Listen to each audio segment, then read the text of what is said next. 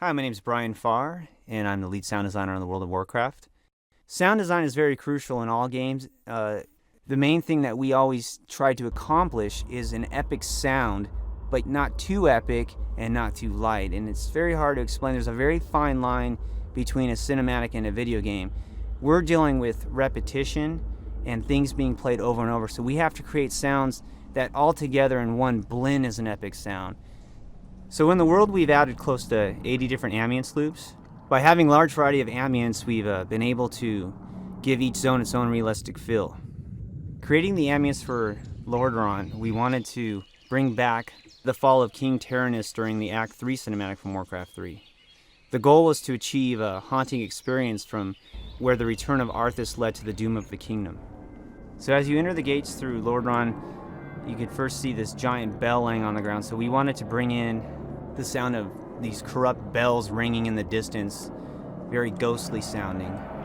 And coming through the halls, we have the crowd in here where you can hear them chanting in the distance and slowly turning into like zombies. And we wanted to scare the listener as much as possible to give that haunting feel of when he returned home.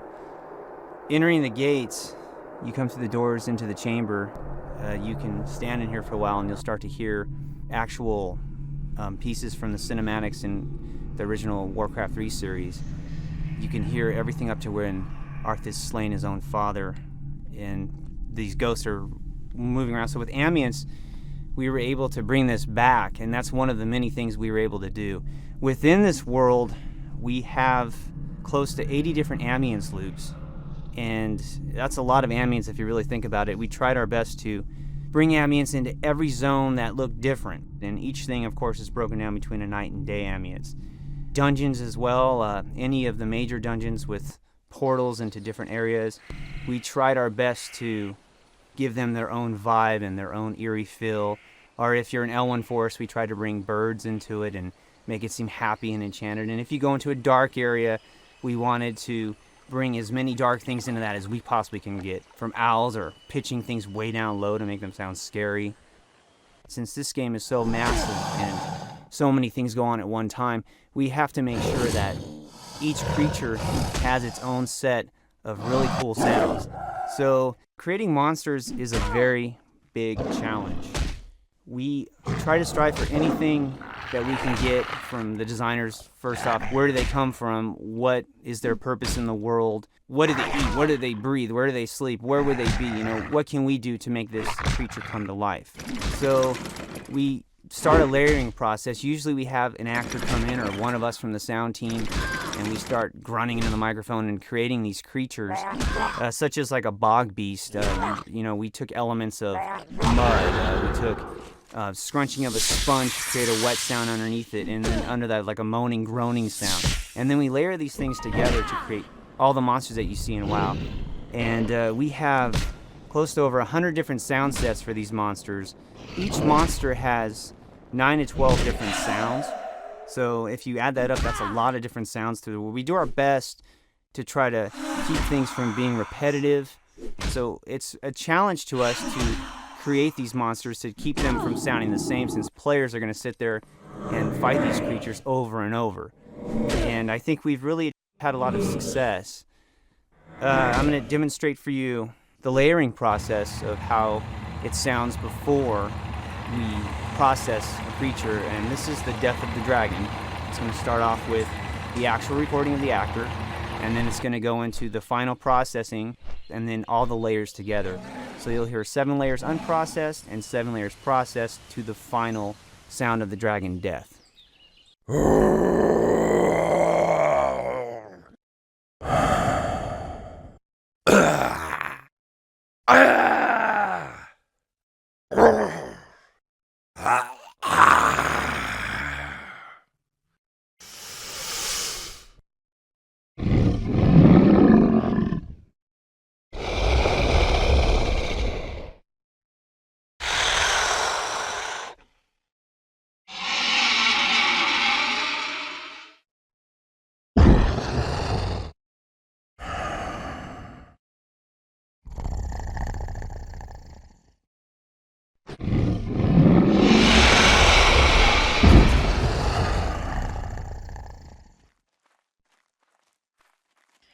In combat, it's broken down into weapons, spells, and unarmed attacks. We also have biting sounds for creatures such as wolves and dragons, and then each weapon has its own unique sound. Also, if you put on chainmail or plate mail, if a monster hits you with that axe or a sword, your actual sound of your impact that you get changes as well. You'll hear the chains ringing off your armor or the plate. You'll hear it thud. And if you're not wearing armor at all or leather, it's more of a, heavy sound hitting flesh. So we have all these different sounds combined that create this really cool feel of the game when you're playing in battle. Also, we've given bows not only just, your pullback sound and the impact, but when you shoot your arrow off, you can hear the actual whiz of the sound go right past your ears. This works alongside also spells. Everything in a game that moves in combat that use, such as a throwing axe or anything, they all have sounds while in midair, so you'll hear an axe fly right by you using a Doppler effect. Also, based on the type of armor you're wearing, you can hear the armor actually moving as you run or walk or whatever. Leather has more of like a scrunching sound when you run, and then also you can hear the chains on your armor ringing as you jog along the road or whatever. It's really cool effect. I think it brings in a lot of realism. Also, footsteps. We've gone so far with footsteps. I mean, if you're a small character in the game or a small creature, you'll hear their footsteps being lighter on grass or dirt or stone or snow. And if you're a medium to large character, such as a night elf or a tauren, you'll hear a different, weight of footsteps on the ground as well. And then this goes all the way up to like a Kodo beast or a dragon. They all have their own footsteps. It also applies to wings. If you hear a bird flapping, their wings are going to be a different weight. You'll hear, your griffin that you're riding on the back of, it's going to have giant wing flaps. And then if you're standing next to a more like a vulture type creature, it's not going to have as heavy flaps. It's going to be these light flaps. Things such as crabs, little crabs that walk on the sand, you'll hear different footsteps. Anything that is different in the game with different textures, we've tried to give it completely different footsteps as well. Also, if your character dies, you fall over, you hit the ground, it's going to make the sound of the grass. It's going to make the sound of the dirt, whatever you fall on. And that's also based on the weight of the creature, such as small, medium, or a dragon falling. And this is created, once again, another realistic feel during combat. Doodads in the game, doodads is what we call basically game objects, such as a fire or a door that opens or a lever that you pull in the game. We've added sounds to all of these, and there's thousands of things with sounds active currently in the game. And we've tried to, anything that moves in the game, to give it some sort of sound. So when you run by it or near it, or you pull this lever, or you use this book and this scroll, anything in the game we've added sound to. And nowadays in games, you can do so much more, and we're trying to push this game over the top to being one of the best sounding games out there. Hi, I'm Jason Hayes, and I'm the lead composer on World of Warcraft. World of Warcraft provided some interesting challenges that are a little bit different than some of my other experiences. Just lately, that's been a lot of the cinematics for the games and the trailers that promote them. Since StarCraft, I've done a lot of that kind of thing, and World of Warcraft, not only is it an in-game experience, but it's a massively multiplayer role-playing game, which means that people are going to be playing for a long time, hopefully. I mean, we would hope for years. So even trying to think of how you would even begin to put music behind that kind of experience is a little bit daunting. So I think early on it was something that we decided that we didn't want to have massive bombastic music playing all the time in the background, because the idea is that would get really tiresome fast if you had to listen to that all the time, even if it's very good music. So the concept that I came up with for it was that we would do something that would try to be a little less linear than typical music. Instead of going from point A to point B on this musical journey, like when I write a piece of music, I guess it's usually kind of like that if I try to analyze it. Instead, trying to kind of bask in one aesthetic moment and kind of stay in that state. So if you're up on this mountain looking at this snowy vista, you just have this one kind of feeling. And if you started the music at the beginning, it would feel like you're just kind of getting the feeling of being in this moment of seeing the snowy landscape. And if you started, a minute and a half into it, it would kind of sound like the same thing. It just like it's like it would always be in that one moment, which made it a little bit easier to fade in this music and then fade it out, hopefully so that you wouldn't really feel like you've just now kicked in the beginning of this composition. More like you were just kind of fading in on the feeling of being in that area and getting a sense of, maybe a more dramatic sense of the reality of standing there. At least that's what we were trying to accomplish. Then in addition to all the atmospheric kind of stuff, we were looking for opportunities to kind of punctuate the gameplay experience with things that were a little bit more thematic and a little bit more epic, where we could get away with saying something of a little bit more substance musically.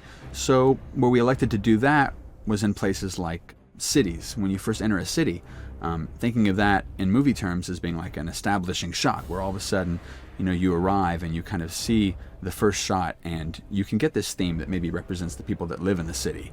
And then beyond that, of course, in instance dungeons, and you have these really fantastic encounters that take place that are very dangerous or exciting, we wanted the opportunity to play some more action-oriented or battle-oriented music, knowing that those particular occasions that would be warranted. Of course, you don't want to be out in the middle of a field killing snakes and have that sound massive and epic, because it's not. It's not an epic event.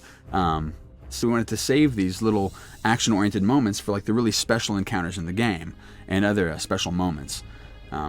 Certain areas also in the world that have special significance because you've just happened upon maybe something famous from the Warcraft lore. We were going to have a little musical intro to kind of say, wow, I finally hit this really cool place. I think the music in the game ended up being on a continuum from the just super atmospheric, textural stuff to things that are a little bit more melodic. And I tend to get excited about the music in the game that has a little bit more of a melodic or thematic quality to it. It's also my concern that some of that stuff might get old quicker than other pieces, because they just inherently they're going to sound a little more catchy. You're going to remember them better. It's just part of the nature of doing that kind of thing. But I think that kind of music is a little bit more expressive. At the end of the day, with a project like this, I think the main goal is to have a situation where maybe for once people won't want to turn the music off, and if in any way this thing can be so organic to the environment to where it feels like it's just an extension of the lighting effects or, like a fog effect, you just really can't imagine it not being there. That's what I really hope can happen, that people get something out of there being music in the game, because it's fairly apparent to me that after playing this game so long, you need something that can kind of blend in.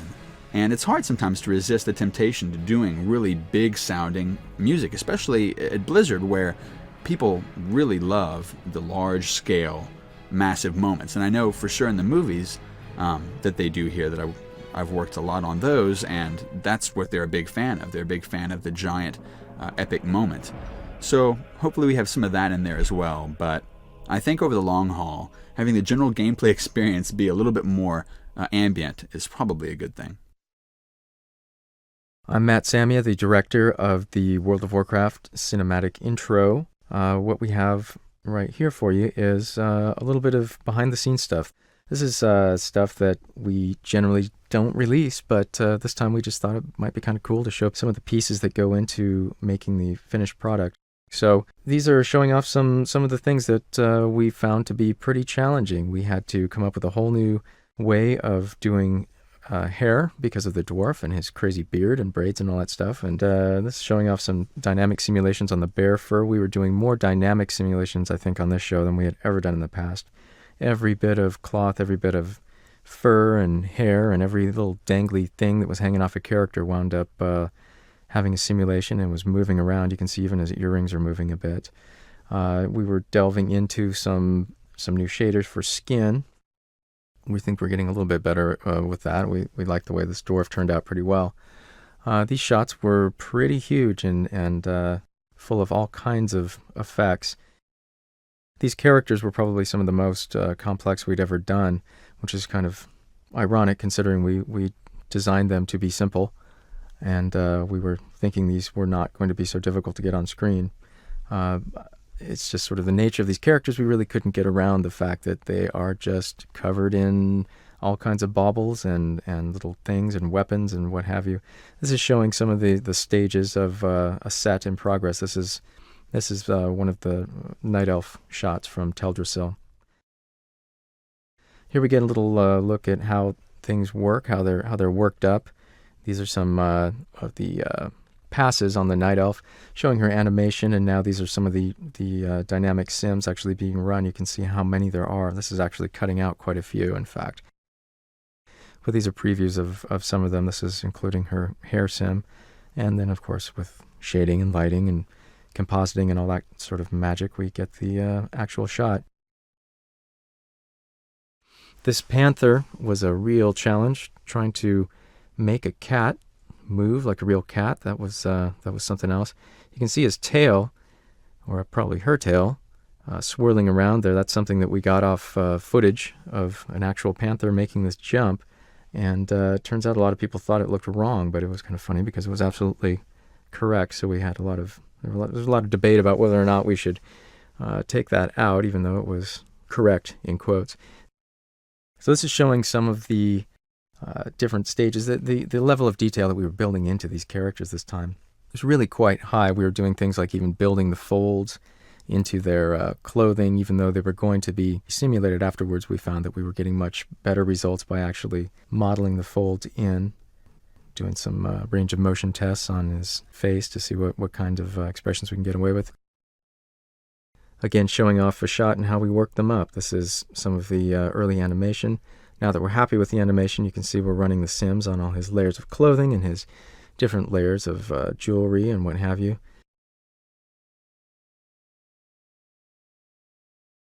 And what we finally came up with, again, with all the magic added, etc., we rebuilt our orc to be much more like the orc in the game, and just overall bulkier and scarier and cooler. We were really playing with the idea of how to get his muscles to move around, and we finally settled on using an approach that they used in the Hulk film, which was we made morph targets for different flexes, basically, and brought them in and out depending on what he was doing.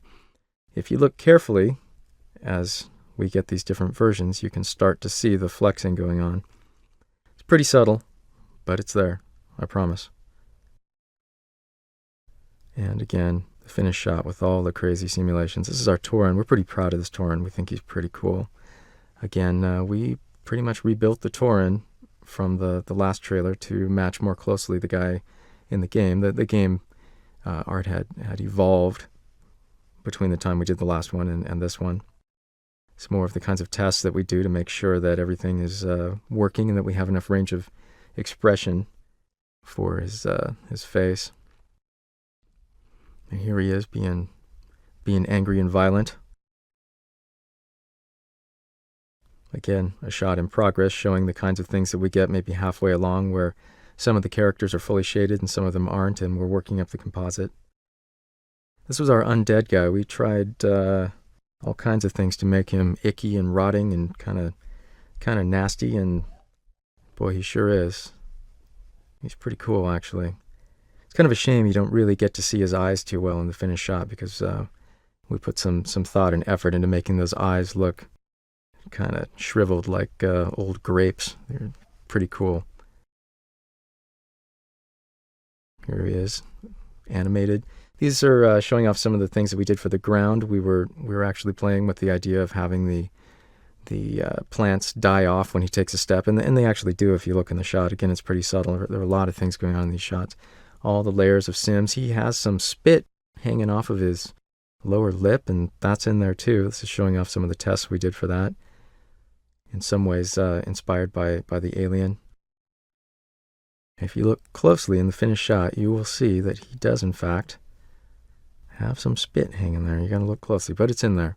It's one of those little touches that we wind up putting in there, and maybe nobody but us knows they're there.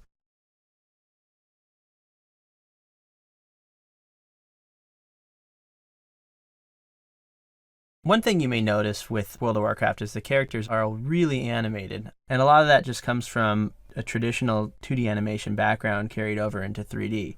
So one thing that we pride in our animators is just taking it to that next level in 3D. None of our animations are motion captured. We just feel that the World of Warcraft is such an animated and colorful environment that the hand animation was the only way to kind of really truly, bring it to life. Between the characters and players, we have about 4,000 unique animations. We have about 2,000 unique player character animations, and we have about 2,000 unique creature animations. So between the 16 character races, that's male and female, each have about 120 to 130 plus unique hand-done animations. Each creature has anywhere between 10 and 20 animations, depending on where the creature is going to be used. If it's a boss or a sub-boss, then generally they have more animations, than something like your typical wolf or something along those lines. And in the case of non-player characters, NPCs, wherever we were able to use one of our player characters as an NPC, well, of course, they're going to, just inherit, those 120 plus unique animations, which is really nice. The designers can do really cool things with quests, having access to all those animations. We also tried to inject some of the Warcraft humor. Warcraft 3, Warcraft 2, these games have a lot of humorous elements in them, and we wanted to make sure that we captured some of that in the World of Warcraft. A lot of the creatures have, some really unique stances. If you watch a creature for a while, they'll do some really humorous kind of animations. The Sea Giant is a great example because if you watch him long enough, you'll see that he'll actually fart. It's actually very rare, so you have to watch them for a long time, but there's a lot of humorous and very subtle elements in the game. Here you have this giant, ominous, insanely powerful creature, and yet we'll inject some of that Blizzard humor with the Sea Giant passing wind. Of course, he does it in his own special way. He's a sea giant, so of course a gigantic bubble would come from him, and then he's very inquisitive, so of course he's going to pop that bubble, and of course what it ends with is something just really unique to what Blizzard does. Another example is the kobolds. If you watch them, they'll chase their tail every so often. The ogres will scratch their rear end. Each of the player characters has over 25 unique emote animations, and those really help add a lot of character, and in some cases really give each character a sense of humor.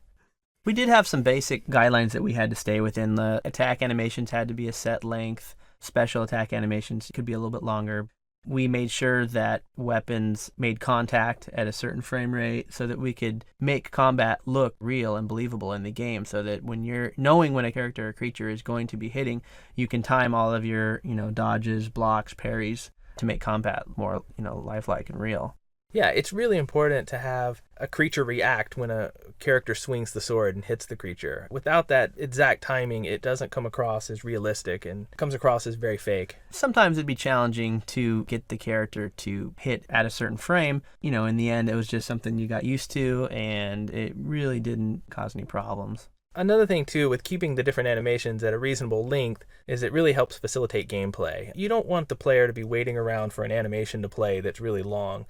You want to keep things very snappy and at a good pace. When we first started a creature or a character, a lot of times the first thing we would do is try to come up with their neutral stand pose. This is the pose that they're standing in most of the time, and it really conveys a lot of the character. So getting that down first can save a lot of time for animation later on. Yeah, because sometimes we would take a creature or character just a little bit too far, a little out of the scope of what design, had in mind. And so, to save time, we would just get them into certain poses and kind of show those, and then get one of those approved, and then we'd know at that point, what direction to take the character or the creature in. Each player race has a unique mount, and those mounts were designed to basically reflect each character. In the case of humans, riding horses makes perfect sense. Gnomes, we wanted to have something lighthearted and something that would reflect their inclination to tinker. And so we have the Mechanostrider, which is a mechanical, ostrich. Night Elves ride tigers, which kind of flows with the whole Priestess of the Moon in Warcraft 3. The Dwarfs ride rams. At one point, they rode boars, and it just didn't quite look right. It was interesting, definitely, but we ultimately came up with the rams. So not only did we have unique mounts per race, but we also have some extremely unique mounts per class. And in the case of the Paladin and the Warhorses, and the Warlocks can summon a Nightmare. So the Nightmare is a little bit different than the typical undead horse that the undead ride, in that it essentially is more of an ethereal, dark stallion with, blazing hooves and blazing eyes, and in which case we were able to incorporate some of our spell effects into the models to create that unique look. We had a lot of fun animating the unique individual mounts for each character. Some of the creatures were particularly challenging, especially the elemental type creatures, whether it be wind, fire, water elemental. These are not very solid. They're made up of different elements that are very difficult to convey in a video game. Using polygons, it's very difficult to create an ethereal kind of look. In the case of say, a water elemental, if you were to kill it, essentially it just dissipates into nothing. And of course that posed some technical issues with how are we supposed to loot nothing after we've killed it. And so we would go in and say, okay, well, we need something like bracers or something solid. And so of course we would drop bracers. As the creature is fading away, we drop some piece of armor so that a character could see something on the ground and it would sense, oh, okay, I can loot this. There's multiple boss creatures in the World of Warcraft, and they're treated a little bit different than the standard creature. We had some technical limitations on creatures. We weren't to exceed a certain, bone number, bone count, animation count. Those restrictions were pretty much removed with boss creatures since a lot of the times you're going to be encountering them by themselves and not in a group. A lot of times we're able to use more bones, more animations. You're going to see definitely a level of intensity, higher than the standard creature. You're going to see we definitely spent more time on the boss creatures just because we really wanted them to have a huge impact in the game. Hi, this is Bill Petrus. I'm the art director on World of Warcraft, and I'm happy to introduce the lead art staff of World of Warcraft. I'm Kyle Harrison, the lead technical artist. I'm Brandon Idle, lead character artist. Justin Tavrat, lead artist. I'm Kevin Beardsley, the lead animator. One of the biggest things that we did early on is we really had to look at the Warcraft look, and we really had to figure out, hey guys, what are we actually going to be doing in this project? We did a lot of experiments with different scales of exaggeration. We also had a different style for the textures, and we realized that it wasn't the Warcraft look. It was not there, and we had to modify that look, and what you see today is basically the blood, sweat, and tears of many years of work to try and get that style, and in some ways we actually pushed the style. We really wanted to make our game feel like multiple artists just really lovingly rendered this game out, everywhere from the animations to the modeling to the texturing to the lighting, the exaggerated scales of things, the animations filled with character. You can just tell by strongly exaggerated poses and animations that we drew from Frazetta and Disney, references that we drew from, really strong references. With the environmental work, some of the major influences obviously were like N.C. Wyeth, Howard Pyle, Dean Cornwell, some of the older American landscape artists. We really wanted to capture that atmosphere, that feel in our game where you go from one area to the other and you can feel the heat of the zone. It's interesting when you're working on a project like this, as complicated and as big it is, because you don't really see all the pieces come together at the same time. This particular artist does his job over here, and it takes a while for it to get into the game and to be played. And at some point in development, I don't really remember when, just when all of it started to come together, and we were just really excited to be like, wow, this really is coming together. I don't remember exactly when that was. When was that? I think it was when Westfall kind of got put together. Mm-hmm. Yeah. The lighting came together, the textures came together, the player character, one of our first creatures, the Knoll, basically just nailed that Warcraft look and feel, both with texture, model, and animation. I mean, I think that's when it came together. Westfall was definitely the start of really capturing the look of what the game was going to be. One thing that I think really sets WoW apart from other games out there is that we really refuse to go down the assembly line process. Every time we approached a new zone or a new area that the player would explore, we wanted them to be completely rewarded in every way whatsoever. So from the lighting to the sky all the way down to just the little brush and brambles on the ground or the ambient creatures that would be running around that area, we made sure that it was fresh every time, and we came through and meticulously created new art, new even techniques each time we got to a new area. I think the team was never really happy with just what we were working with. We always were pushing the envelope. We always wanted to just maximize the technology that we had. We made sure that our textures worked twice as hard. It was really refreshing to have different perspectives from all over the art department, whether a texture artist came in and commented on the animation, or a designer walked in and said, oh, I think this would look cooler if it was bigger. It was really an open back and forth communication, which I think, in the long run, it's a very iterative process. It might take a little longer than, say, a different method of doing it, but I think in the end it works out for the best, and everyone kind of gets their 2 cents in on some stage of the game there. I was always impressed at just how open each team was in respecting another group or another little development group or an area of development that would come in and say, hey, we noticed that, this maybe was not reaching its full potential, or we felt like maybe we could try this and it would be a little cooler. And people were always very open to at least hear that and sort of get that line of communication going back and forth. So that really helped to build us, I think, more in a very strong direction. We continually are replacing and upgrading and doing things to the world that we want to change. And so we're going to continue to do that for the next, I don't know how many years. A lot of times our philosophy seems to start at sort of minimalist. We say, well, we want to keep the art reined in. We don't want to really eat up any unneeded CPU time trying to render this. So what we do is we kind of create the art at the lowest level we can and try to make it look good at that level.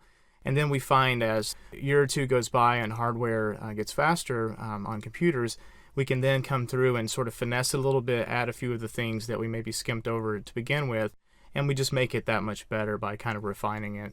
The iterative process, just going back and making everything polished. And you'll just notice that even before it gets into the game, sometimes there's a dozen drawings for one creature before it gets put in the game. And hopefully we'll be able to show you some of just the rejected ideas and just how much goes into the final one that makes it into the game.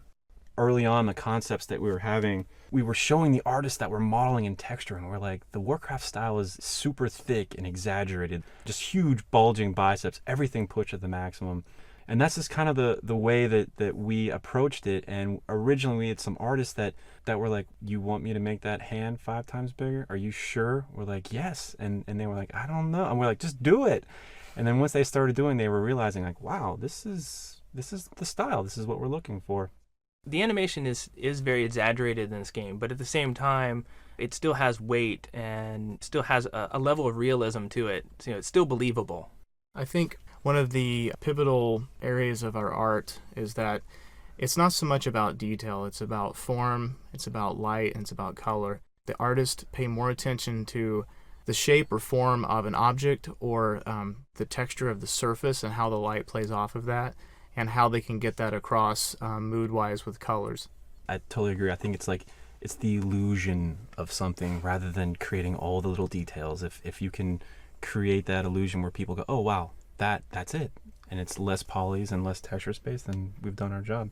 Yeah, so in addition, what is the Warcraft style? And we had to break open all the old books and manuals and look at it, and I can think of some of the Sammy, the art director, it's old sketches, or Chris Metzen's, and some of the definitive little pieces, like just the big boots. Like everyone's got these size 16 shoes in the Warcraft world. The boots are bigger than their thighs and things like that, and just trying to carry it down into the role-playing game perspective, but still trying to maintain that overall look and feel.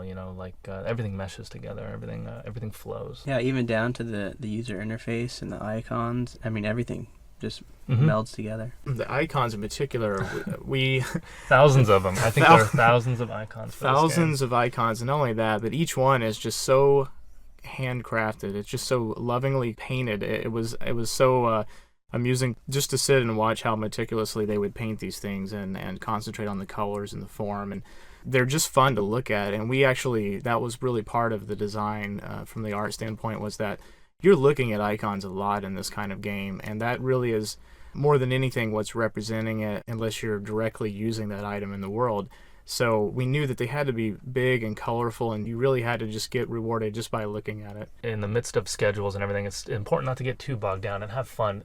I think one of the things that defines a Warcraft is it kind of has a sense of humor. It doesn't take itself too seriously. At some points, that's kind of a challenge to infuse into this role-playing game. But we did our best, and I think if you can work in development and just kind of enjoy it and kind of laugh at it, and again, not take it too seriously, just have fun. I think one of the things that always would bring a smile to your face, even in the darkest days, is the old Shane cube. Whenever there's a model missing a texture or some error, we have a producer, Shane, who accidentally got his face stuck on a piece of art that represents anything that doesn't display properly in the game. So he's all over the place, actually. His face shows up in newspapers, articles, and cartoons and everything.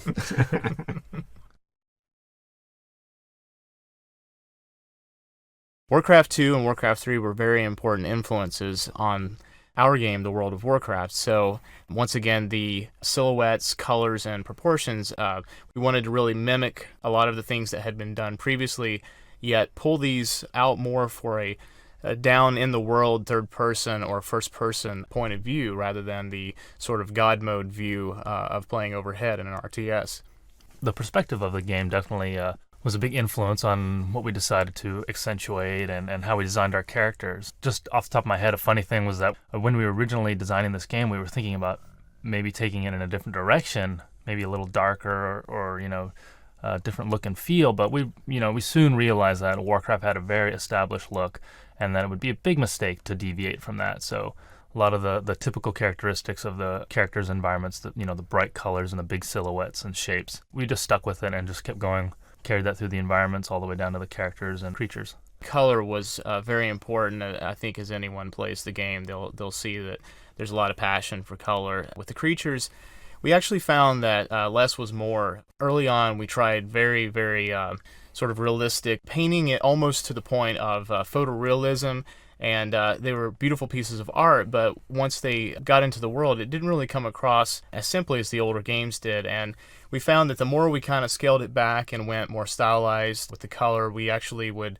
get down to where literally we'd just pick like 2 or 3 basic colors that would be on a creature, and we would kind of use those in sort of over-the-top ways, like some tribal tattoos or some little accent around the waist, or even like a hairstyle would kind of key off of other colors of the body. But we really toned those back and found the more that we kind of locked down colors tightly, the better they worked. In addition to, nailing the unique look of Warcraft through the colors, we also, had the shapes of the characters to work with. So proportions of the characters we found out were really key ways to distinguish our creatures and our characters from one another. So we tried to maximize the silhouettes of the characters, and, maybe we'd pick out a certain aspect about them that we'd really want to accentuate. One creature had really big claws or a really disproportionate upper torso and a tiny head to accentuate how big his muscles were. You'll notice that the dwarves are really short and stout, and the night elves are really elegant and tall and elongated. We would see that we had these 2 different races, and maybe they were both really cool, but we would pick up on the fact that, I don't know, these guys are they're kind of looking a lot the same from a distance, and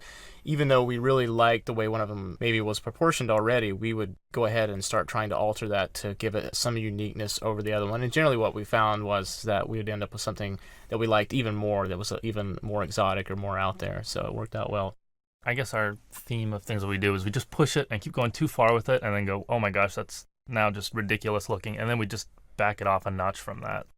As with, every other aspect in the World of Warcraft, you kind of can divide it right down the middle as the 2 different factions, the Horde and the Alliance. With the races, we have the humans, the Night Elves, the Dwarves, and the Gnomes for the Alliance, and on the Horde, the Orcs, Taurens, Undead, and Trolls. And right off the bat, we just tried to start brainstorming about what we could do to set these races apart from one another. What makes you feel really cool and unique that you're picking this race over all the others? The humans are going to be the one characters that everyone can associate with. They kind of have typical proportions, a little exaggerated, a little muscular, but they're kind of the familiar characters that everyone will recognize on sight. And Night Elves, once again, still muscular. I mean, it's always our theme. We always kind of go over the top with muscularity of our characters, but we decided much more of a lanky jungle dweller, someone who would be kind of running through this forest and grappling logs, leaping over them, that kind of thing. Very, very athletic, very primal, that sort of thing. Yeah, I think you'll even see it all in the intro cinematic for the game, too. You'll see we kind of tried to capture these races in their environments, kind of, demonstrating what they'll do in their natural habitat. The dwarves are pretty established now too, they're kind of just the short, squat, muscular, cave-dwelling guys, do a lot of mining and hunting, and real rustic characters, real, gruff, kind of tromping around in the snow. And so we just kept those themes with them as well, big bushy beards, a lot of bright primary colors for their beards are bright red, bright orange.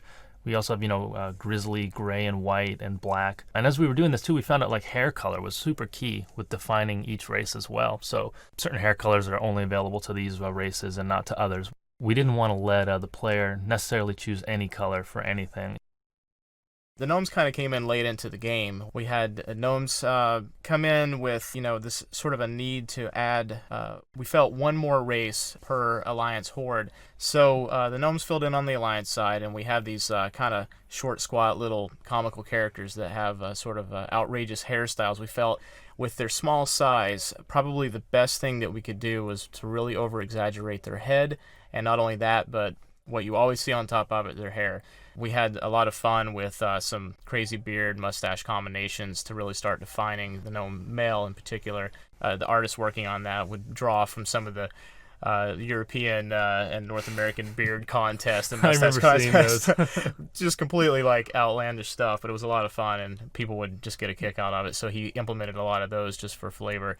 With the female, we went with a lot of just interesting like pom-poms and braided hairs that would just kind of wind well up off of the head and almost create this sort of tower effect. It's really comical, but I think in the long run it really works because it's the one element that you're going to pick up on them as you're running around in the world. I don't necessarily always think about it, but the hair creates such an interesting silhouette on the character. It's a thing that it's on right on the top, and it's a really good element to take advantage of to really help distinguish one race from the other. So we definitely tried to push it with the gnomes. On the opposite side of the spectrum from the Alliance, we have the Horde, and that's the Orcs, the Tauren, the Undead, and the Troll races. Once again, the Orcs were already designed from Warcraft 1, 2, and 3. We initially tried to pioneer some different looks and feels for them, but with a lot of the design on this game, we just felt falling back on what was already established was the best route. They already looked just amazing and really cool, and so we stuck with what we were familiar with. They're just big, oversized, muscle-bearing, bodybuilding looking guys with big brutish faces. In addition to the orcs, there's the Tauren, and they're just the giant minotaur race, even bigger than the orcs with the big bull heads. They got the great horns and the big manes and the really super top heavy physiques that help distinguish them out from the other characters. It's really cool to see these characters all lined up, because from a distance you can always pick out who's the gnome, who's the dwarf, who's the Tauren. And with them, they were already established as well from Warcraft series, so we just kind of went with what was already there. Doing the females again was a challenge, and now we kind of have this docile cow female character for them, Yeah, we really we really reined her in after a while. I mean, it almost became sort of a joke with our fans that it couldn't get much uglier than the Tauren female. So as much as we didn't want to pull back our artistic license, we decided to go ahead and kind of rein them in and give them something unique to the male. We still obviously wanted to make them feel like an upright bovine, if you will, but softer tones, shorter snouts, the mouth not being so long and brutish, kind of ditching the overhanging teeth elements and really toning her horns back so that she got sort of a softer element to her, more upright as well. So she got much more mid-heavy but slender at the same time, whereas the male really had that huge upper body bulk going on. The third race for the Horde was the Undead, and I don't think there were any other races in other online games where you were able to play Undead race, so we were really excited about that. Initially, we went through probably a dozen different design concepts for what they would do and how they would evolve while you play them, and whether you would turn more into an ethereal type of creature or more of a Death Knight type of thing. But in the end, we just went with a character that you would be able to keep and retain throughout the course of your experience playing the game. So, we have a bunch of really cool different wacky concepts for these creatures. There's dozens and dozens of drawings of them that we tried out different things, different proportions, and eventually we got this kind of hybrid undead but kind of familiar looking character that's in the game. We had gone the full gamut from sort of just a thin, pale, emaciated human, which very obvious from the get-go that just really wasn't exciting us, to these just hulking, heaping mounds of decaying flesh, with the evil eyes. And we're like, well, that's certainly out there, but it's probably almost more bestial than what we want a player character to be. I firmly believe that it's important that there's some relatability to the character that you're playing, that there's still got to be some more down-to-earth element to them, even if they have like some very outrageous elements. So we kind of realized we were going to have to find that sweet spot in the middle. What we ended up really opting to was trying to give them sort of a standard physique, but really play off of some decaying elements where they had some cool shapes and silhouettes defined from like a midsection kind of being missing, or mid part of their leg or arms missing, and then also with some really cool like fun hairstyles and little bone protrusions that would happen across their anatomy. We just had to make the other elements we had, such as clothing and things, kind of work around those. The trolls were added in as a counterpart to the gnomes, and we really had wanted to have trolls in the game. We really, wanted to see them alongside of the other Horde members because they're another great tribal, shamanistic kind of thing, so they fit in really well with the other races. We had the same challenges that we had with some of the other races, especially in regards to the females. We've continually kind of gone round and round trying some different elements with the females, always trying to keep them tall and lanky, but we've gone, round and round with different iterations of her face and her posture, trying to find something that still feels very much troll, but is still appealing to a broad range of players. And one thing that we had learned from some of the other races was that it was actually important that we do certain things with the geometry so that it allowed us to have both attractive and non-attractive facial textures. And that was a quick way for us to be able to choose from the artist side just how much we would allow them to have, whether a player wanted to have something that was a little more scary and frightening and felt, truly monstrous, or if they wanted to be a more attractive character that maybe would be a little more socially acceptable in the game. Aside from all the player characters that you get to play as in the game, the other huge element to populating the world was all the monsters and creatures and bad guys and mobs and whatever you want to call them, the stuff you're hunting around in the world that you're interacting with. Creating monsters is just an ongoing process. It never seems like there's really enough. Anything from the little ambient squirrels that are running around in the world to the deers that are walking around to the other monsters, the gnolls or the spiders you're hunting, all the way up to the big epic dragons and then the crazy boss monsters you're fighting. I think currently in the game we have like over 500 unique creatures. And with each creature, we have color variations. So with all the color variations that we have to choose from with these characters, there's just hundreds and hundreds and hundreds of them throughout the world. And hopefully as you're adventuring and stuff, you're finding new ones and you're just discovering all kinds of cool stuff in the game. We had a lot of established creatures that came from the Warcraft universe, and particularly Warcraft 3, where suddenly creeps were being introduced, and that gave us more to pull from. We had gnolls and kobolds and all these cool little secondary creatures that were in the world, and that very quickly became something we wanted to key off of. In fact, probably the gnolls and kobolds were some of our early tests where we really kind of hit where we were going with the style of the creatures, about how much detail that the artist would paint in, or the kinds of color palettes that would be used. When we were able to recreate some of those key creatures, the gnoll or the kobold, spiders and other creatures like that, based off of concepts from Warcraft 3 and Warcraft 2, that really hit home for us, and we kind of knew the direction we were facing and where to keep going. So there's a lot of familiar creatures in the game. You're going to have ogres and centaurs, all kinds of stuff that is already around from the previous Warcraft games. The overarching challenge of doing this, the online role-playing game, was that it was a different perspective on a familiar franchise. So now we were having to, create these characters in a much higher resolution. You could see them from all angles all around, and you were up close and in the face against all these monsters. So, it definitely took us a while to get on our feet and run with it, and to learn just how much detail was enough or how much was just too much, and we didn't need to do that because we knew we had to do hundreds of them. So we needed to find that healthy balance, and so I think we did. At a glance, I think all the characters really seem to they feel like they're in the same world. All the different artists really got the similar style.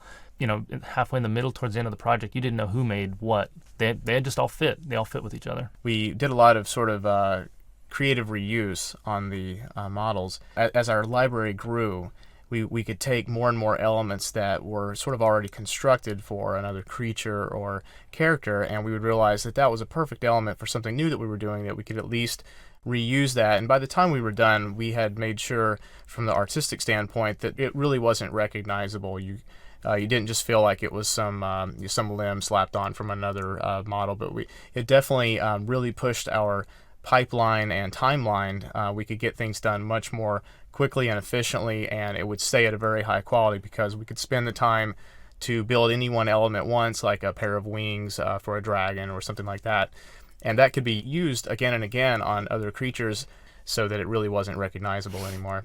With a lot of our creatures, we start with a basic concept sketch, just a drawing. Sometimes it's a doodle on a napkin. Sometimes it's a really nice high-resolution painting, on the computer. More times than not, there'll be dozens of drawings for the same one creature, especially early on in the project where we're really trying to, brainstorm everything in the game. We don't want to shut any idea down necessarily. And so many people, I can say I think almost all the artists on our team can concept. Everyone's always drawing, coming up with cool ideas. We definitely have people that specialize in it, but it's safe to say that everyone's always contributing in the idea phase of designing the creatures, whether it's a established Warcraft creature or something new that we have to create to fill a new environment. Once we had these really beautiful concepts that different people had submitted, we kind of would sift through them and find the elements that were the strongest and sort of like what the team agreed on. So we'd take those elements, maybe we'd even re-concept one last drawing of it to make sure that we liked all those elements together, and then that would get passed on to the art director for approval. Once that was done, it was passed off to our meshers, and the meshers simply build the geometry that creates the 3D sculpture in the game. So after the meshing is completed on the model, it's passed on to the texture artist.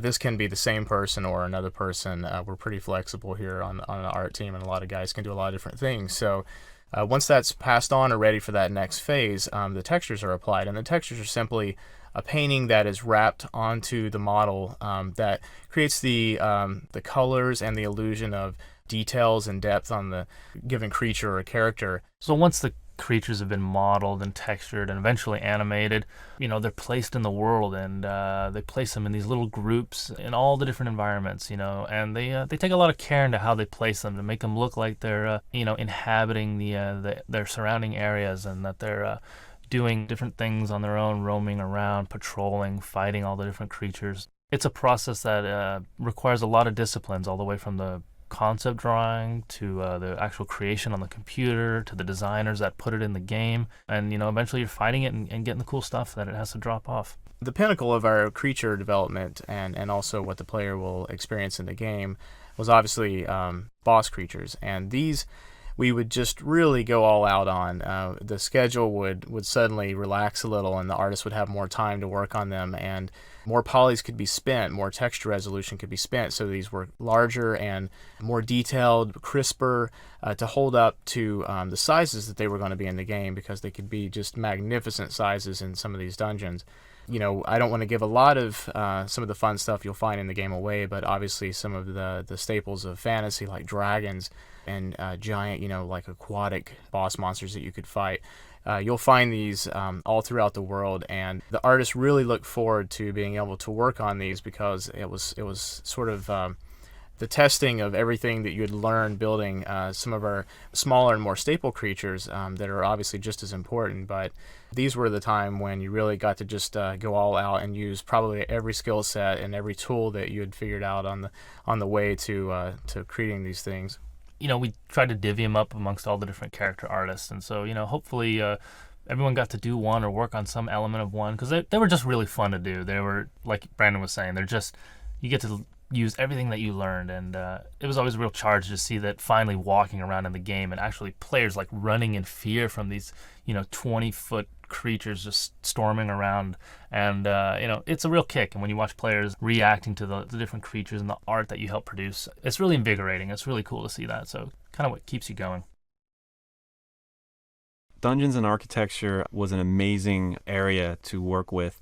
With the Warcraft world, you were never really, in a lot of the Blizzard games, you never really got to enter the world. You were never able to go inside of the city and adventure within the tavern. And it was exciting to work with the team and actually entering the world, opening that door to that crypt and going into that temple and seeing this whole new world in there. And we had a lot of freedom involved in that, and a lot of the artists got to really use their imaginations and pull from things that didn't exist before, and were able to mesh that into the world. And it was really exciting to see this whole other world, part of Warcraft that people haven't seen before, and that was truly amazing to see. It was really exciting to see each city come online. I think everyone was really excited to see, what the next city is going to look like, because they're all so different. The Dead Mines really set the bar for the rest of the dungeons and the the interiors. It's not just an area you just go in now and kill some stuff. I mean, there's all kinds of little interactive elements to it, almost like stories unfold as you dig deeper into it. All of a sudden, these miners look a little weirder than you were suspecting, and all. I don't want to give it away or anything, but when you get to the bottom and you get to the final boss or whatever, I mean, it's just its own little epic journey that who knows how many hours it'll take you to get through. We've never done this before. This is a totally new area for Blizzard. I know this type of game is too, but I just wanted to really say that artists that worked on this particular area, the dungeons and the cities, just did an amazing job. And early on, they went through a lot of trials and things like that, and they really came through. They really did a great job, and we really appreciate it. We had so much Warcraft history to draw from, and so again, this was our first opportunity to translate something from the real-time strategy game to the role-playing game. So something as simple as the blacksmith structure or the human farm. Instead of the top-down little piece of art that you're used to seeing, we had to design it all, the building, the structures, what the signs outside of it look like, how someone can tell that they're in front of a blacksmith, placement of anvils and tools, and the layout of the interior of the building, what's functional. What they were able to do and the illusion they were able to create with just the flat walls and just what they were able to paint and the colors and the lighting and maximizing their assets. There probably wasn't a day that people, saw the work that they were doing and just couldn't believe that they were getting it to look like that in our engine.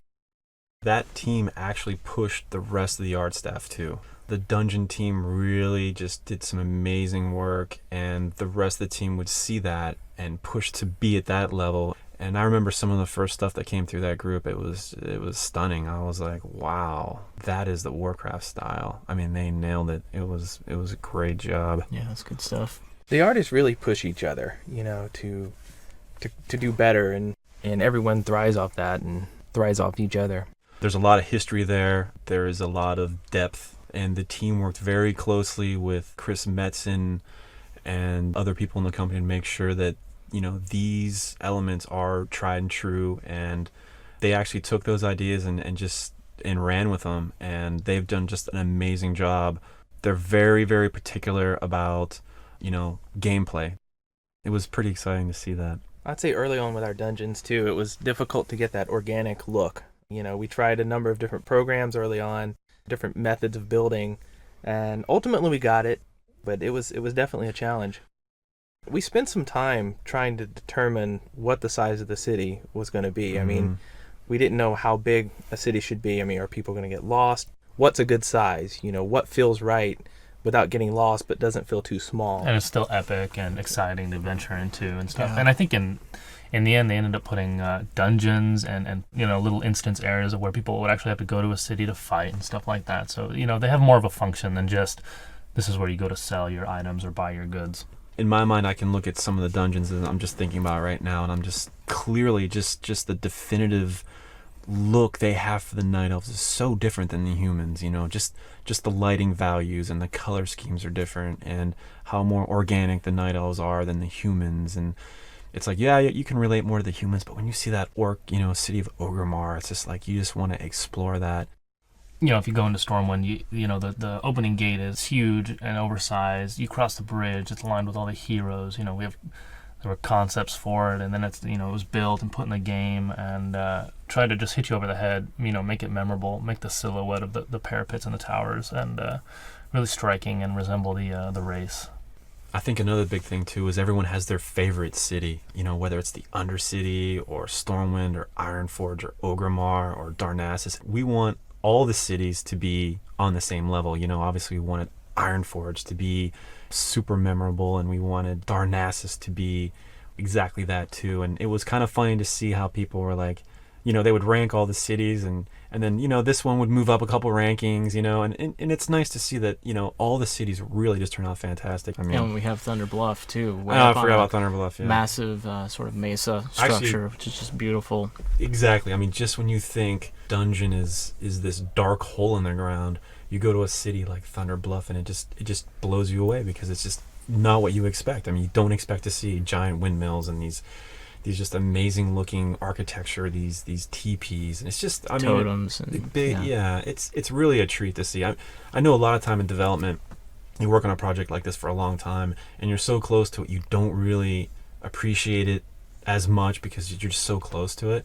But with this project, it's like every once in a while you see something that just really inspires you, and the team really worked hard, and some of this stuff is just so memorable.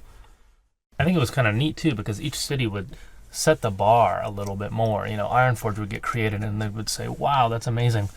I think we should go back and revisit Darnassus now. And then we'd spend weeks on redoing Darnassus or parts of it, and then they would come back and go, you know what, Ogremar could really use some touching up now. And it was constantly, I mean, even, you know, we're getting close to shipping or whatever, and we're still revisiting the cities. We're still constantly just keep outdoing each other. And so it's this great cycle in the end. It's just going to, you know, make for a more fantastic environment. I think that's true for the whole game. This is a game of iteration. I mean, everything has been touched and retouched again and again to make it better and better. This world has always been sort of divided by the Alliance and the Horde. You know, you've always had the orcs and the humans clashing together, and now, you know, as the franchise grows, we have more and more races that are becoming involved with the conflict and taking sides. So we really wanted to get across that this world, sort of the world itself, felt divided, that within the Alliance lands you got a lot more of sort of a lush, beautiful forest and valleys, fields, jungles. It's very colorful and beautiful most of the time. You'll find this very inviting and warm. As opposed to that, you'll run through the Horde lands and you'll find that there's this very desolate theme of sand and rock and just brushy barrens, and they're even named as such. You know, you have the Thousand Needles and the Barrens, and yeah, I mean, we even, like, to the names themselves, we really push sort of that flavor. It's just a very overall theme. I think anyone's really going to pick up on that as soon as they decide to play Alliance or Horde. They're going to see a very big contrast. I think of the Alliance, you think of lush and green. You think of the Horde and Orcs, you think of, you know, dusty red and orange. And that's, you know, to make, you know, each region of the world just exceptionally iconic.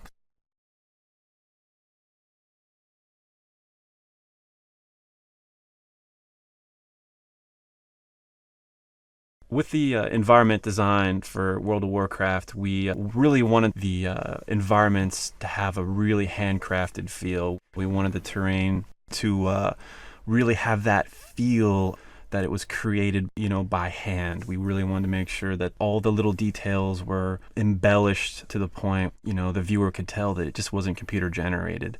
For example, like the palettes and the detail in the environment, we really wanted to make sure that the viewer got rewarded with a lot of detail and things like that.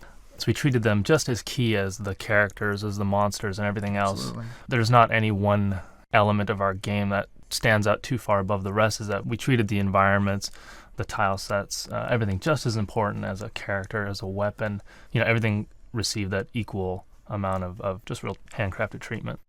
A lot of the artists too actually were, you know, hiking fanatics, and, you know, we have some people that are really outdoors type artists, and they really bring that to the table. They, you know, they talk about like North Carolina or Pennsylvania, and, you know, we spent a lot of time trying to figure out just visually what's the most interesting angles to approach things. We didn't just isolate out terrain and just think of a lot of high-res textures or, you know, high-res geometry for the terrain. We realized that it was just as crucial that the terrain marry with lighting, with the fog. All of these elements were very important to pull together. And, you know, just in layman's terms, we just pulled a lot of old-school tricks to try to get across a lot more than what we're really doing technically, and keep all this under wraps where people could still afford to enjoy a nice frame rate and a beautiful vista all at the same time. We had a lot of beautiful color studies, which you'll see as we're talking about this. The game is about a game of trees. You have to have good trees in these kind of games. You stare at the terrain all the time, and we had some of the artists working on some of the trees. You'll notice that we have a really wide range of design for trees. We spent many years looking at the trees and studying them, and they're really like the glue that holds everything together. We were working on one of our earlier zones, and we concepted tree after tree after tree and built tree after tree after tree. And I remember laughing when I realized that we probably had about 50 iterations of this one tree that we just kept refining and trying to get it, you know, as reasonable as possible as far as, you know, poly counts and texture counts. And We went probably through weeks of collective testing on some of those trees over and over again, and then once we had those, it was sort of a framework for the ones to follow. I was just going to say that, yeah, when we got the color studies going, I felt like that was a really key point in development for the environments. Once we started doing that, it impacted us, and it took us a while to ramp up. But the initial prep work it took to get these environments, it really paid off in the end. Everything married together so much better. Yeah. Our team of environmental artists spent a lot of time developing their techniques on the terrain itself, learning what types of patterns look best when you're running through the game.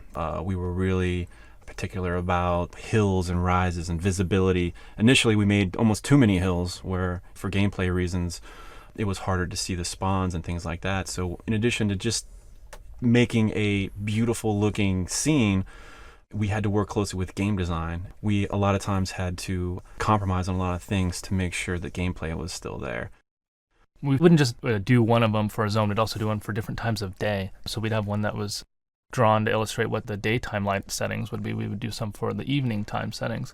We found that the sunrise and sunset were some of the most fun values to work with and offered like some of the best lighting.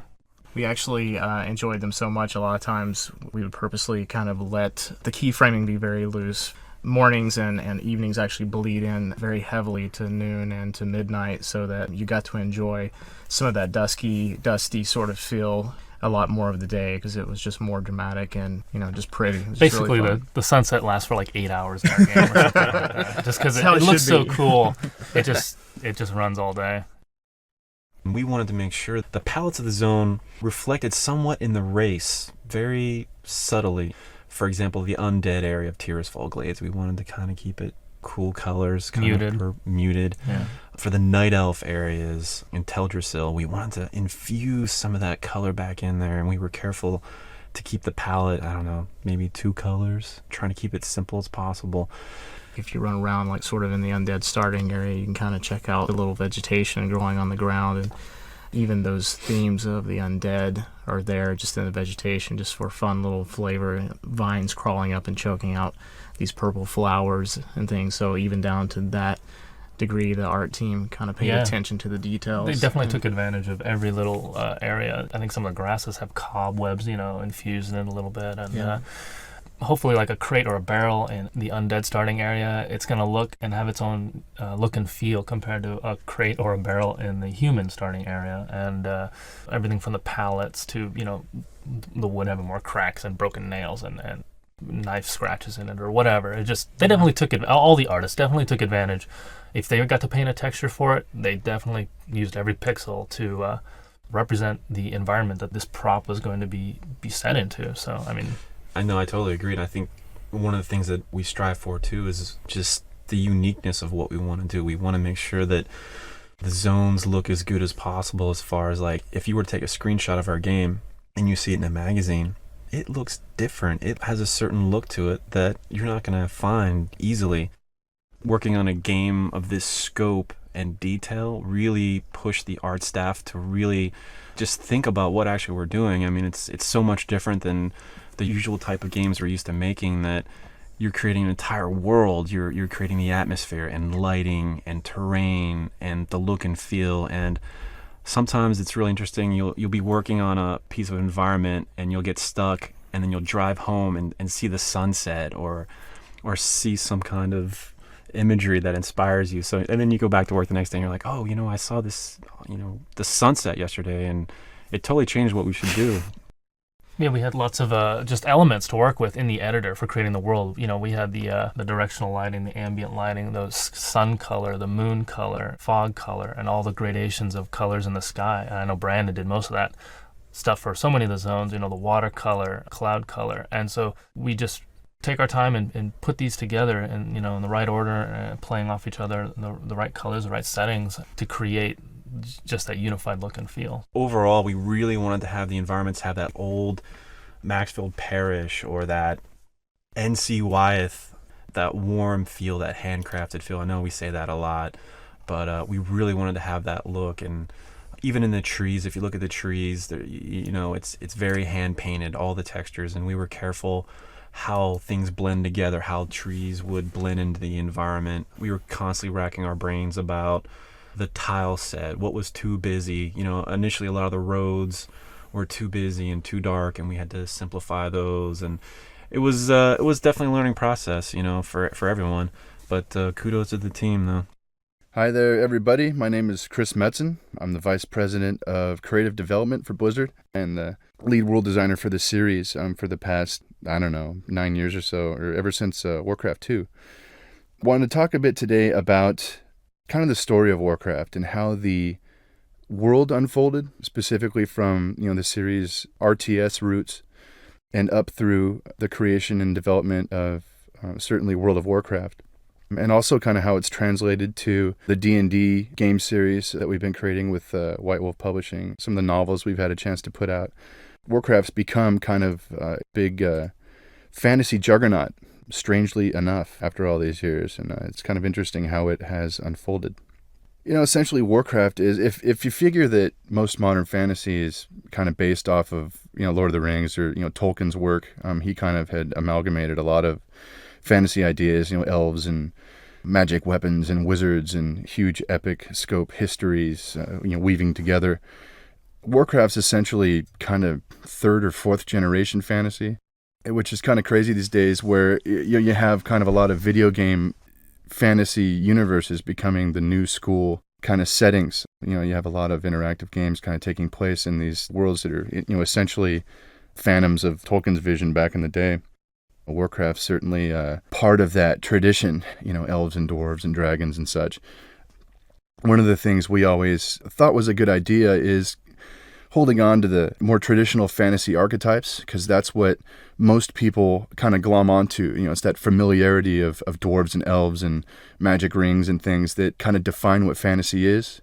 We found that, people like that. People are really drawn to that. It's a strength of the genre, whether in video games or just, fiction. If you're reading a novel, it's the familiarity that really sings to people over and over.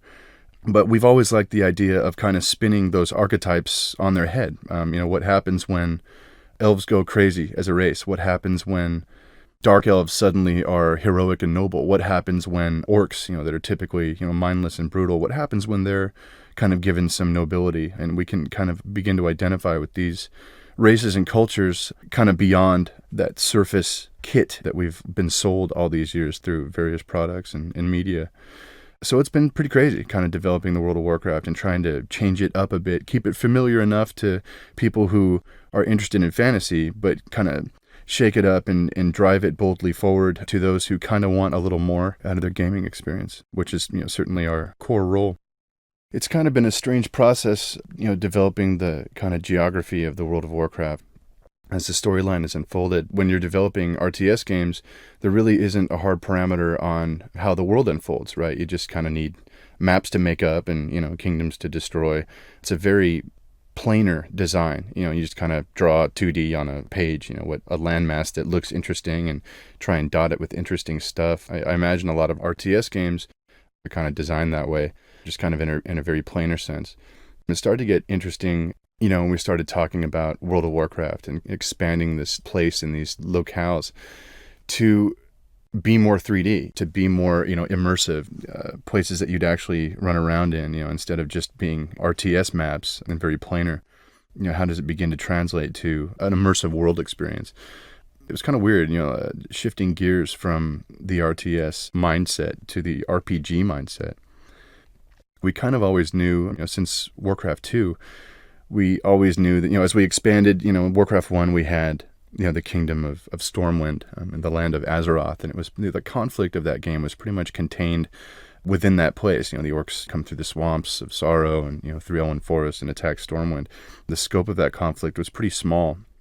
As we started talking about Warcraft 2 and the idea of expanding the two armies, certainly we had the orcs and the humans at that point. With Warcraft 2, we wanted to expand more races into those groups, so the human group became the alliance, with elves and dwarves and gnomes. Reciprocally, the orc group expanded to include forest trolls and ogres and death knights and all sorts of good creepy guys. But in doing so, For our world context, we wanted to show where these creatures came from, and have a greater sense of ecology and a greater sense of world. So it became necessary to create, Cosmodon, or the area the dwarves came from, or Lordaeron, and ultimately Quel'Thalas, where the secondary human kingdoms and elves came from specifically. So a lot of the design decisions with the two armies and kind of expanding them predicated building the world and building it out further. As Warcraft 2 completed, and we created Draenor, for the Warcraft 2 expansion set, Draenor being the place where the orcs came from, it became clear that in the core world of Azeroth we would need more continents, and wouldn't it be interesting to imagine more ancient realms, that had never heard of orcs and humans, where this conflict might spill over, and thus drudge up, kind of new mysteries and a new mythological cycle for the setting. Thus, we had been talking about creating Kalimdor, this ancient land of the Night Elves. We kind of really warmed to the idea quickly of Dark Elves in this context being the good guys and being kind of the eldest race, the keepers of ancient mystery.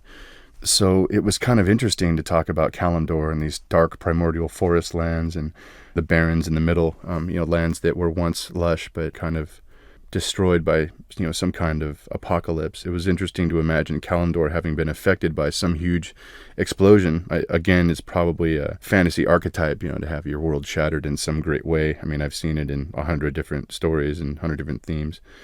But that got us thinking, game design-wise, we were in more recent years talking about, well, Warcraft 3, let's talk about what that would be. Are we still just talking two armies? Are we talking expanding that? In our conversations, certainly we wound up with the undead and night elves, but at one point we were definitely considering the Burning Legion to be a race. And a lot of our discussions about the Burning Legion stemmed from, that demons are cool and would have been a neat army set, but kind of from, the story context of the night elves and Kalimdor and their shattered land, and was there more backstory with them and the demons, and was there a greater conflict in the world that kind of predicated the story that we were seeing unfold in the games, that we had published up to that point, War 1, War 2.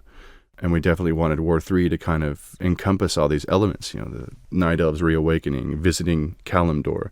We wanted the newer races like orcs and humans to kind of be thrown into this ancient conflict and see this ancient land, and really have the events of the past kind of come full circle with the resolution of that game. So a lot of times it's the game design and the kind of loose story threads that wind up predicating, what we build, and the game experience that we tailor to it. There's always been a drive that we have had to build a lot of detail into our world and build a lot of backstory into our settings. Specifically, when creating strategy games, it's just difficult to tell a story in that context. You're commanding units and it's real time, and the battlefields, often look very similar. It's hard to get a sense of context or, a sense of story progression. The theory was that, if you have a rich backstory and you have it play out to any degree in the RTS context, that it helps to be immersive and it helps players to kind of get your world and, get this setting, and it makes it special. It makes it stand out against the pack. And we've seen many, many RTS games over the years. And, one of the things that potentially made Warcraft stand out past the gameplay was just the character of the setting and the fact that it was kind of deep, and had and just had a lot of stuff going on, a lot of characters, a lot of intrigue, a lot of history. It kind of gives it its own identity, really. So as we looked to translating all of that to World of Warcraft specifically, it was a little daunting, but it was a great deal of fun. Looking back on the world we had built up to that point. So it was a really cool process of kind of extrapolating, from maps in 8-year-old game manuals and trying to kind of draw them out and really flesh these lands out and these histories out and these cultures. Proved to be a pretty big task, but a fun one.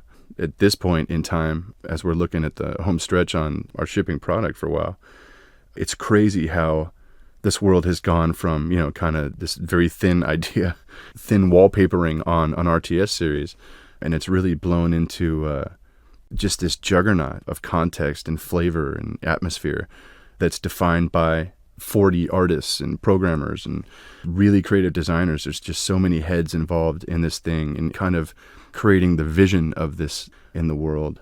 It's really been crazy to kind of watch this thing grow, kind of take on its own life. It's at the end of the day, I mean, of course I'm very biased, but it's just a cool world. You know, who would have thought 9 years ago, Warcraft 1, that it would have rolled this way? You know, I mean, attributed to certainly game design and a lot of passion, a lot of commitment, a lot of hard work. But it's very rewarding to have seen this world, come off the way it has, and to have been a part of how it's kind of been shaped. You know, when we're talking about making a massively multiplayer game, you know, certainly game design comes first, and we wanted the classes to be fun and, you know, have it be a place that you would just have a blast exploring and leveling up and doing, you know, whatever you do in an RPG. But the trick to WoW is that we identified early on is that we wanted to have the quest content be kind of a staple of your experience, and to throw as much story and context at you as possible. Maybe not to the point where you're being drowned in context and, well, I don't remember who this guy is, or, you know, sometimes it can be distracting, the story content, but we wanted enough there that it really felt like you were in an authentic fantasy setting, and that the things you did mattered overall, that you'd be able to meet characters and NPCs from past games, or, you know, like notable characters from history, guys like Thrall and Jaina Proudmoore, and, you know, villains like Kel'Thuzad and the Lich King, things like that, so that you'd really get a sense that, you know, we were taking the process of building a world seriously, and it wasn't just churned out, and that it had a strong sense of continuity. And we've always tried to do that with our ancillary products like the D&D line and our novels. You know, we're kind of painstakingly anal about making sure that all the details add up, that the continuity is, you know, held to be sacred, you know, so that no matter in what medium you're experiencing Warcraft, it all feels like a contiguous experience. Hope you really enjoy WoW. Hope that, you know, some of this story and history comes off and that we've done our job well and you feel like you're a part of it. Better yet, you feel like, you know, you're at the heart of it, would even be better. So once again, thanks for listening and have a good one. Bye-bye.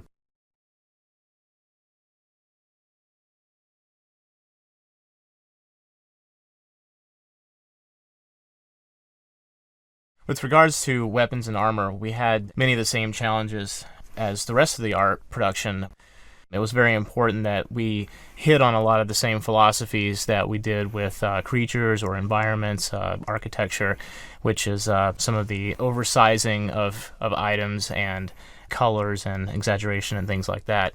Specific challenges I think we had with doing the items and the weapons in the game was like the progression of coolness factor from an item you get at level 1 to an item you get at level 60. We wanted to make sure to reward the player when they're playing, and so even at level 1, we want them to feel epic and cool. And at level 60, you know, we still want, you know, the same wow factor.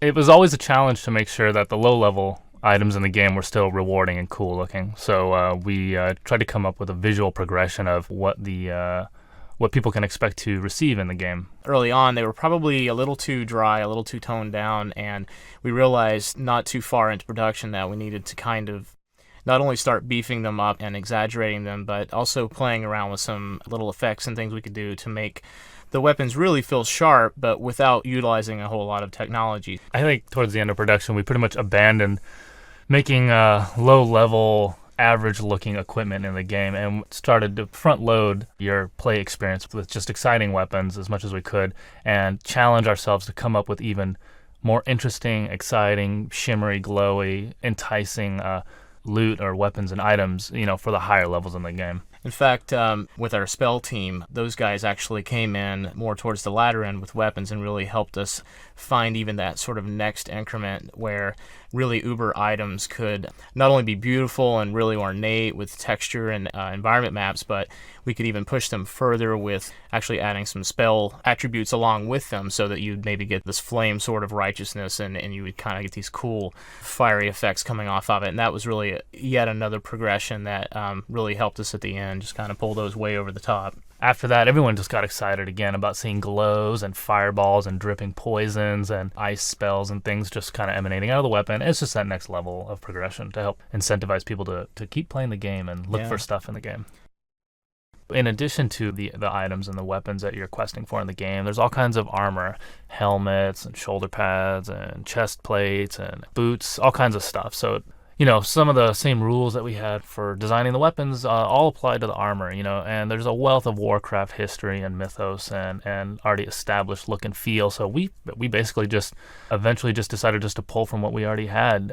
We did a lot of initial designing up front as well, but there was no shortage of pre-existing art and design concept work to pull from. Yeah, I remember when we decided just to go ahead and pretty straightforward just copy the old orc battle harness kind of outfit straight out of War II, and that really struck a chord with the entire team, because now suddenly we had these higher poly detail characters where you're looking at them in first person, but no one had really gotten the sense that this thing was Warcraft yet. And so seeing one of these orcs kind of pacing around with a horned fur-rimmed helmet and this battle harness and fur leggings, I mean, it really kind of got everybody geeked up, because now they felt like they were really down in this world, in this Warcraft universe, and just kind of getting to experience it. And really, now I'm really actually seeing an orc up close from Warcraft, not just any orc from any game. That gave us sort of a hook where then we felt once we had nailed those down, we could kind of continue on and actually evolve those further and actually start to create our own style from those. It was definitely a positive mark in outfit creation. All of our modelers and texture artists all do concepts, and so we just let them all at it and just see what people could come up with. Something as simple as just the boots in the game of just different chess pieces and a lot of stuff floating around to pull from. Yeah, and that was where we needed to decide exactly how we were going to organize these, because we knew we had the Horde Alliance thing, but we didn't know specifically just how far we should break it down. We have quite a few races on each side, and sometimes those share a lot of themes with each other, and sometimes they don't, because you have the difference in a night elf and a human, and there was a great dichotomy. Whereas the night elves almost fit more visually with, say, a horde, we needed to actually give them some of their own flavor. But in the long run, what the biggest distinction was Horde and Alliance, and that as long as we covered the bases for each race, really they just needed to kind of fall into those two categories. In addition, everything's broken down into cloth, leather, mail, and plate, and then there's robes and stuff. As we got further down development, we started accumulating all these outfits and trying to keep them organized in a way that all the different artists could reference them and see where we were deficient. Oh, we need more plate mail armor. Oh, we have too much cloth armor. And so we just started to organize them in a spreadsheet, and with the naming conventions and with the level of progression, you can look down the spreadsheet and see, oh, okay, here's like the low-level intermediate stuff, higher-level stuff. Up to the really exciting stuff. We didn't realize how much that was going to help us, because we really had started doing it for the designers mostly. So as they would take the art that we would create, we knew that they needed a way that they could see an entire outfit that we had intended as a whole, whether or not you would find it as such in the game. Right. But what it ended up doing was actually feeding back to us as well, because now we had this very big visual right in front of our face, and we started realizing, oh, hey, maybe some of these leathers are all kind of looking the same, or that, from a distance we're not really getting a lot of contrast between them. So it really helped push us to go further with the outfits, and really we could see that progression, and we can say, oh, okay, now maybe we mix these two up, or we need 3 more at the end of this string, so that we really got a full kit that a player would get in a particular area or as a particular Alliance or Horde member. In addition, we also organized all the weapons on spreadsheets as well, and it showed us the progression of the first level weapons all the way to the higher level equipment. And we had one-handed versions, two-handed versions, and there's all kinds of weapons in the game. Swords and shields and hammers and maces and knives and thrown weapons, and it was just so many different things to keep organized that we're just trying to stay on top of it all. I think organization was like one of the big things we learned on this project, is that I don't think you can be too organized with trying to keep track of it, especially if multiple people are working on it. I think in the end it paid off. I've been watching people play the game with these guild raids with dozens and dozens of people, and I never see 2 people that look exactly the same dressed up running around, so that's a big relief.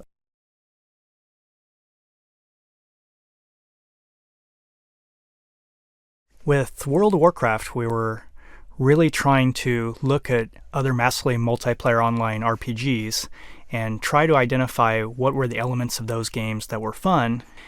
And as we went through it, we would find that people really enjoyed the aspects of being online with multitudes of other players, and they loved leveling up their character and working on their equipment and working on their skills. With World of Warcraft, we put in a great questing system, so right at the beginning of the game, you have objectives. You get pulled right into the world, you have quests filling up your quest log, so you always are doing something for the characters in the environment. Every time that you log into the game, you can accomplish something. Even though you might not achieve a new level that night of gameplay, you might finish one or two quests, or you might earn a new rank in a trade skill or explore a new zone. And that was something that we really tried to hit on. That way you're not so focused on the experience bar the entire time you're playing. Your only goal in the game is not necessarily leveling up, but it's completing quests and visiting new areas, learning new skills, sort of always developing your character. And oftentimes players find that they level up and they don't even realize that they're close to leveling. What you'll notice when you start playing World of Warcraft is the user interface is somewhat minimal. You don't really need a manual to play the game. Everything about the interface is really towards keeping you in the game. We really don't like to have players go to the manual or go to the website just to figure out how to play the game. The first time that you log in, it's very intuitive and easy to use, but as you become more advanced, you can really customize it to do some pretty powerful things. And a lot of our more experienced players will be able to sort of customize for each of their characters and really get the interface exactly how they like it. The quest log is another example of our user interface where we always want to make sure that when you're on a quest, you know what you're supposed to do next. A lot of games in the massively multiplayer genre kind of force you to keep notes or to try to keep track yourself of where you're supposed to go or who you've talked to. We expose all that in the quest log. So once again, players, as they're playing the game, can work on their quests and they can stay in the game the entire time they're playing. Originally, when we started designing quests, we knew that we wanted it to be an integral part of the game. We wanted people in World of Warcraft to have a sense of direction and a sense of purpose right away. So we developed our quest system, which includes a quest log. The quests not only became this sense of fun, but as designers, it allows us to be tour guides almost of the World of Warcraft. There's really no limit to what we can do with our quest systems. As players get to familiarize themselves with World of Warcraft more, they'll realize that quests are almost like the backbone of the game. They really direct the play experience. World of Warcraft is a class-based game. When you first create your character, you have to choose a class archetype that kind of determines the spells and abilities and, to some extent, the way that you'll play the game. When we approached our classes, we wanted to make sure that our classes felt very Warcraft. We would look at the previous Warcraft games, try to determine what are some of the classic things that people want to be able to create. We looked at things like the Druid, very popular unit type in Warcraft 3, so we brought that over as a class. We looked at the Hunter, which has always been, while not itself a true unit in Warcraft 2 or 3, we've always had this concept of the orcs and the trolls being hunters in the environment, and we brought in the Taurens in Warcraft 3, so the Hunter became a class. We also had the classical classes like warriors and mages. When we started designing the spells and abilities for the classes, we really wanted to make sure that each class played as differently from another class as possible. While we looked at something like the mage was a fairly easy class to develop because we knew we wanted him to have kind of all the classical sort of spells like fireballs and frost bolts and the rest. Once we start working on other spellcasters, we really had to stretch our imaginations a little more to really make them feel different than the mage. When we approached the druid, we wanted to give him nature spells, which are somewhat obvious when you look at Warcraft 3. In Warcraft 3, the druid is a shapeshifter. So we brought that element into the druid class, which really makes him play much different than druids in a lot of other games. Our druid can shapeshift into other animal forms. He can shape change into a bear or a jungle cat. And when he's in these other forms, he actually gets entirely new abilities to those shapeshifted forms. And he'll almost play like an entirely different class. The warrior in a lot of other RPGs and morgs is one of the least interesting classes.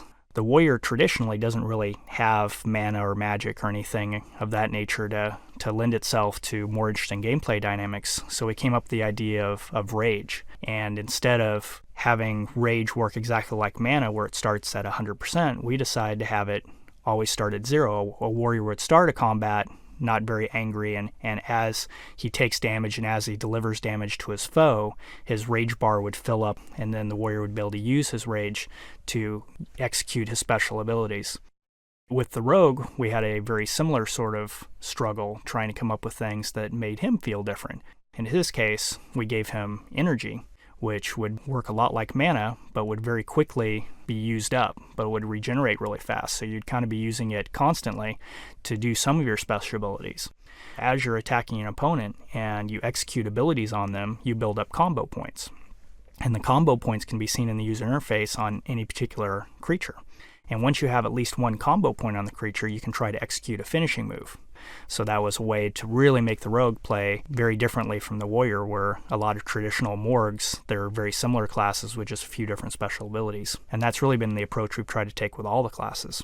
I think one thing that defines players in the World of Warcraft is actually the vast spells and abilities that each of the classes gets. A player can be very basic and new to the genre and still be successful and go out, level up, and have a good time. Advanced players or more skilled players have a whole host of abilities to choose from, and I think people can really shine and show their skill off through all of the abilities, and it makes both PvP and PvE environments a lot more exciting. We felt that player versus player combat was very important to bring to WoW. Each player, depending on which race they choose, is put on a side.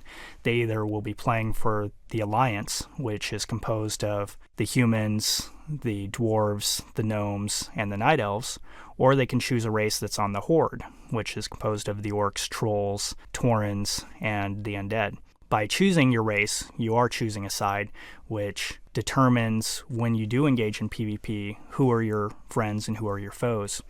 We felt like having a team-based PvP system was a lot more interesting than everyone kind of being out for themselves.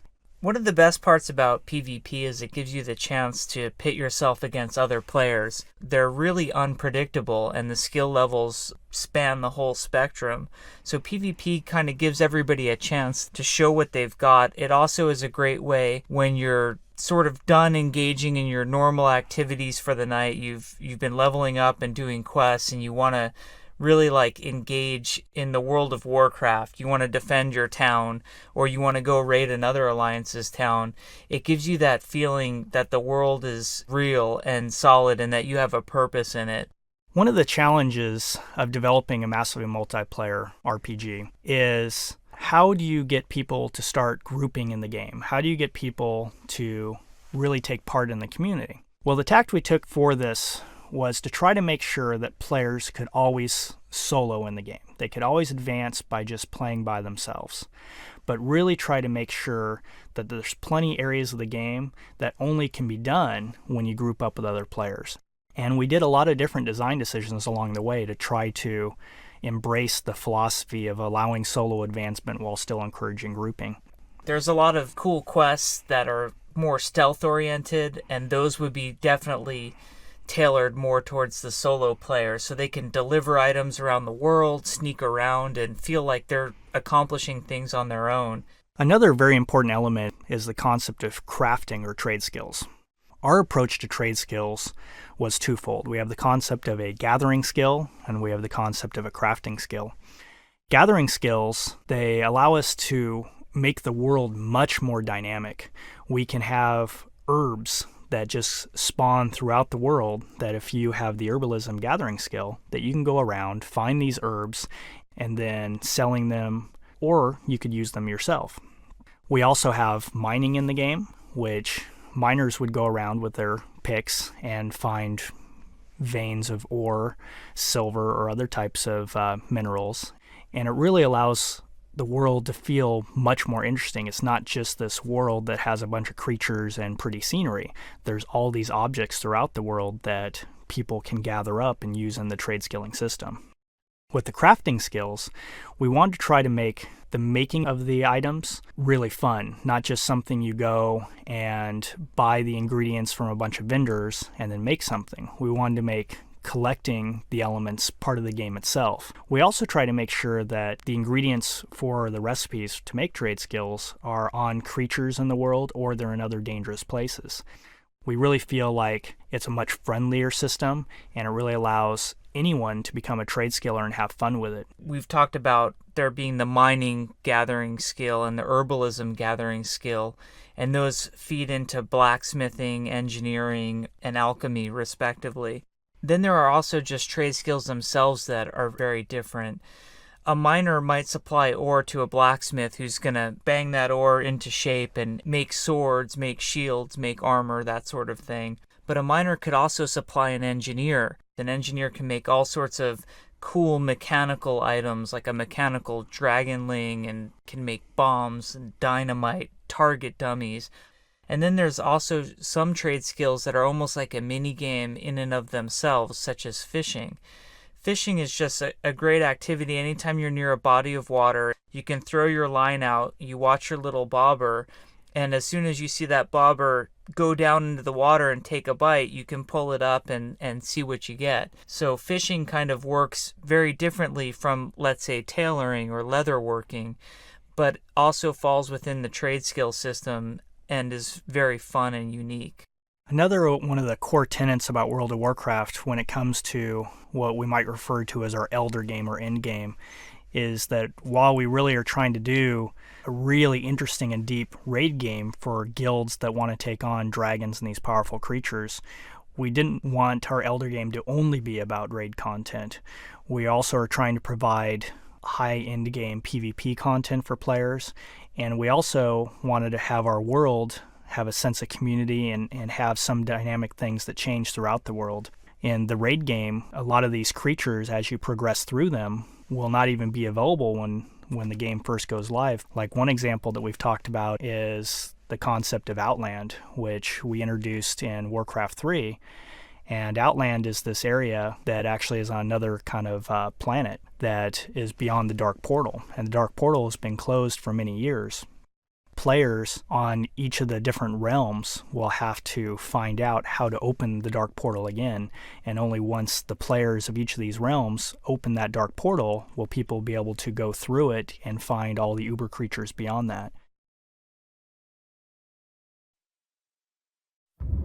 4 years have passed since the mortal races banded together and stood united against the might of the Burning Legion.